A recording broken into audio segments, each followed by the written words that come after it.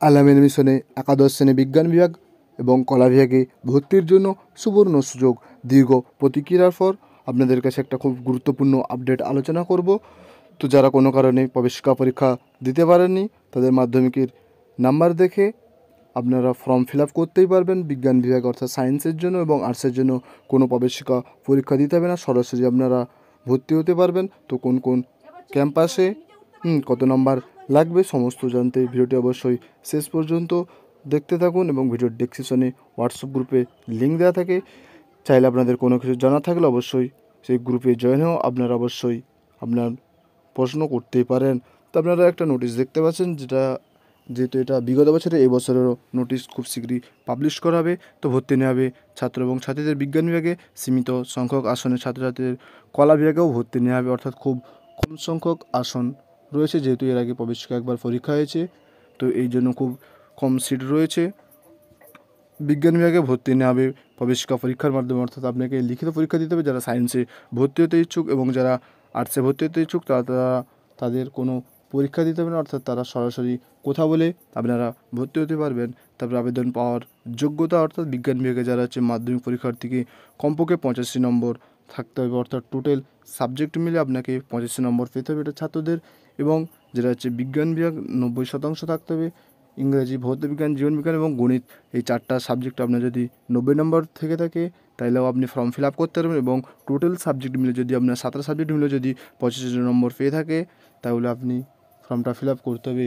তার আগে একটা কথা বলে রাখি, অবশ্যই আপনাকে 2024 সালে মাধ্যমিক পরীক্ষার্থী হতে হবে, নাহলে আপনি ফর্ম ফিল আপ করতে পারবেন। এবং ছাত্রীদের দেখতে পাচ্ছেন টোটাল 17 সাবজেক্ট মিলে আপনাকে 80 নম্বর থাকতে হবে। এবং বিজ্ঞান বিভাগ অর্থাৎ হচ্ছে ইংরাজি, ভৌতবিজ্ঞান, জীবনবিজ্ঞান এবং গণিতে 25 নম্বর থাকতে হবে। তো ছাত্রীদের একটু ছাড় দেওয়া রয়েছে 5%। তো আপনারা স্ক্রিনে দেখতে পাচ্ছেন এই বছরেরও বিজ্ঞপ্তি খুব তাড়াতাড়ি পাবলিশ করা হয়ে যাবে। পাবলিশ হয়ে গেলে আপনাদের কাছে জানিয়ে দেবো। তো যারা ভর্তি হতে ইচ্ছুক তারা মাধ্যমিকের রেজাল্টের পরের দিন মিশনের ওয়েবসাইট www.alaminmission.org ওখানে গিয়ে আপনারা অবশ্যই দেখবেন, সেখানে অবশ্যই অনলাইনে ফর্মটা ছেড়ে দেবে। শুধুমাত্র অনলাইনে আপনারা ফর্মটা ফিল আপ করতেই পারবেন। এবং হচ্ছে আর্টসের অর্থাৎ কোথায় ক্যাম্পাস রয়েছে, যেটা হচ্ছে মেন ক্যাম্পাস খড়গপুরে রয়েছে, তারপর হচ্ছে বীরভূমে রয়েছে, পাথরচাপড়ি রয়েছে, এরকম টোটাল হচ্ছে 4টা হচ্ছে আর্টসের ক্যাম্পাস রয়েছে।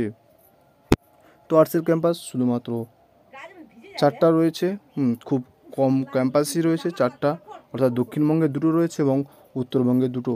এবং সায়েন্সের হচ্ছে জানেন তো অনেকগুলো ক্যাম্পাস রয়েছে।